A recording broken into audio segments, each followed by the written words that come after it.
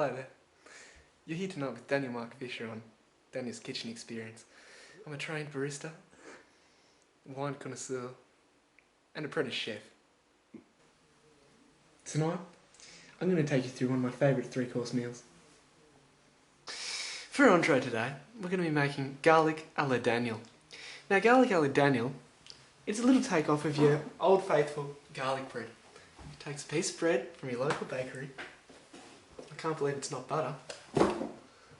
And some fresh herbs picked from the garden. Now, to start, we're going to have to tenderise the bread. With this bread being pretty stale, as you can see, we're going to need to bash the shit through it.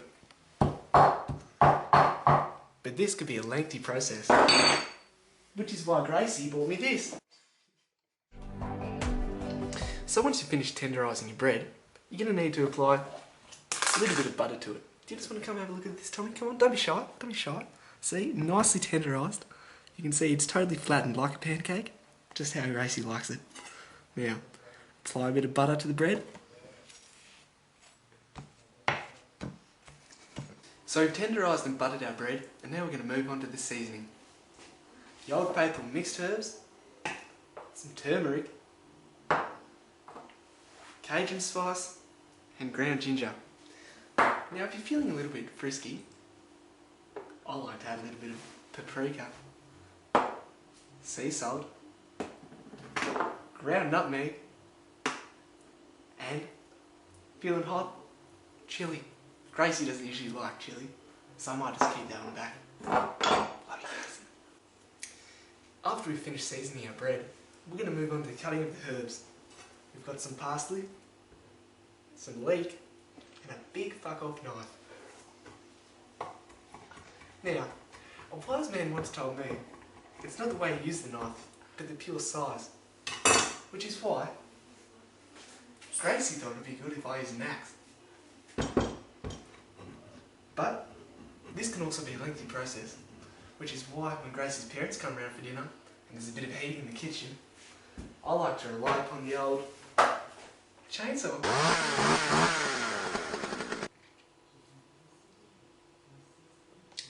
Now, we've applied our seasoning, butter, we've tenderised our bread, and we've put on our mixed herbs. If you come over this way, now you're going to want to cook these bad boys for about 2 hours on about 280 degrees. But because that's going to take so long, here's a couple I've prepared earlier. Well, that smells great.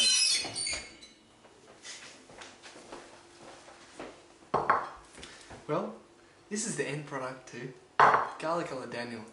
Now you can see what really goes to show with a little bit of hard work and a big fuck off knife. Gracie's going to love these. Cheers. 1 in 3 guys are too quick off the mark. Control premature ejaculation. Contact the Boston Medical Group soon. Welcome back. You're still in the kitchen with Daniel Mark Fisher. We finished our entree and it's time to move on to our mains. That's right, shepherd's pie. Now there's many different ways to make shepherd's pie, but we're going to go with the old faithful spud and pie.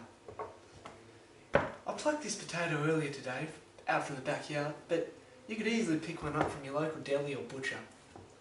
This pie is one I made earlier. As you can see, I've frozen it and it's still iced, attached to the bottom.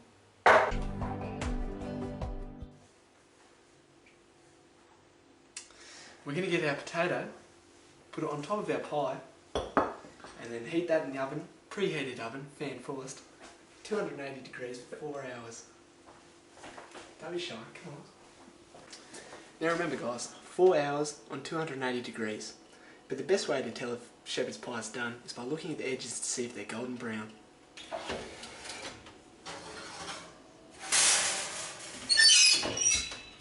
As you can see with this one I prepared earlier. Now that's cooked and underway. Top it off with a sprig of parsley, dash of pepper, and you're underway. Dig in.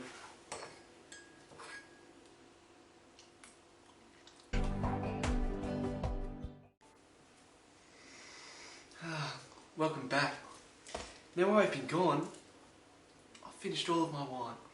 So, I'm going to make a nice pineapple juice to go with our meal. Most of the time I chop it up nicely and then juice it, but I really can't be fucked. So today I'm using Westcliff, only $1 from Aldi.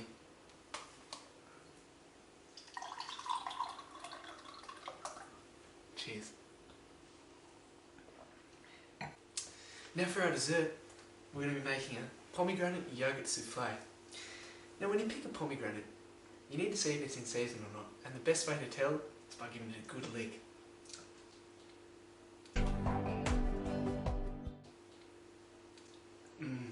That's spot on. And now to prepare the pomegranate. We need a nice slice straight through the middle.